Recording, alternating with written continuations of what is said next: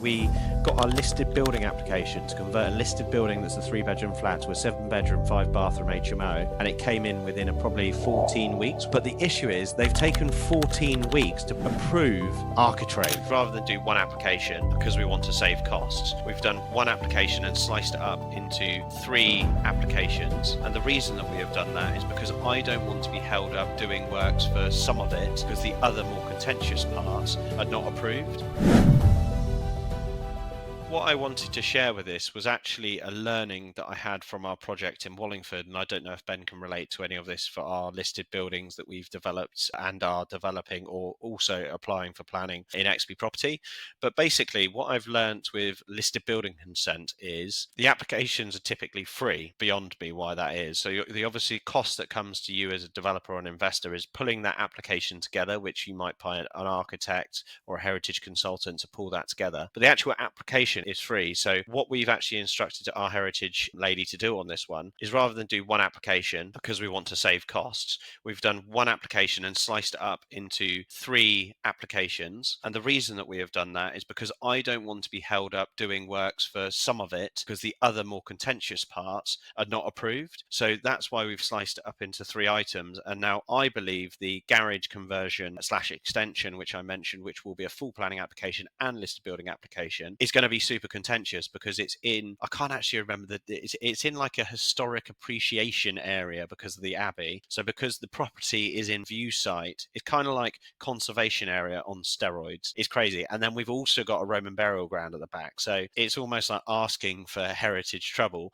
But the principle is there's a lot of things which I would call light works. So this is also really useful for our contractor. So I've split, if you can see, so we've basically gone start to finish every job that we need to do in construction. So that's all the way from clearing the house to putting the gallows bracket in the loft that I mentioned, redoing all the electrics, putting 2 new bathrooms in, and everything is on its own line item. We've then got 5 columns. One's like consideration, like what would you consider it as? Maintenance, repairs, structural works, invasive works that are going to impact the existing fabric of the building, which is a big catchphrase for heritage people. The fabric is what they're really excited about. And then we've got 3 columns to the right, which are no consents, so things that we can do without consent. So that will be if we have a grade 2 listed window that's even part of the listing, it's a white window with the original glazing, and all we're doing is improving its sort of look to make sure that it's well painted and using the same paint color and making sure that's in line with maintaining, we won't need consent for that. If we go into light works, so for an example, ripping the kitchen out and putting a new kitchen in, although I don't see that as an impact of heritage because I can full well tell you now that the kitchen in there isn't 300 years old, but it is going to be more impacting the fabric of the building. So that falls part of light works, listed building consent. And then we have the third application, which is disruptive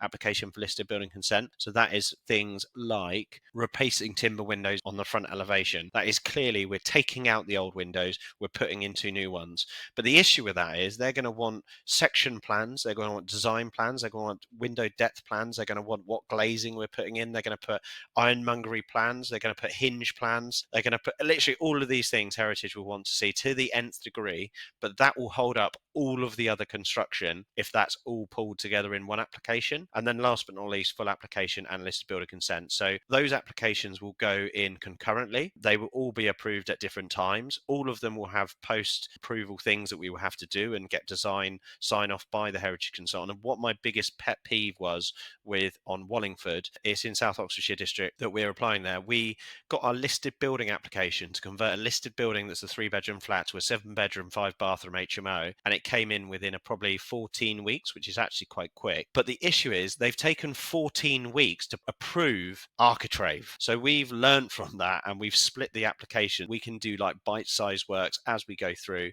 and if the windows don't get approved for 3 months, we'll fit them in 3 months. That's not an issue, but it hasn't held up the other parts of the schedule. So it's all about being tactical on schedule and making sure that you're almost like playing the game of keeping your continuity of build going rather than just sitting and waiting, because Wallingford did sit and wait. It was a structural problem and we couldn't actually do anything until that structural problem was resolved. But I don't want to be in a position again where we're just waiting, because that is just time's money, and it's also just emotionally painful. It's kind of least path of resistance, really, isn't it? Like, try to chip away at it as much as possible and not have something that's really contentious hold up everything else that may not be contentious at all. So we'll often try and do that in our developments, like with the old maltings. We didn't want to submit the new builds with the conversion works because the new builds were more contentious, and they're completely separate to the main building as well. So why not separate them onto a different application, let that run in tandem in its own thing? Otherwise it's going to hold up works that you could be cracking on with day one.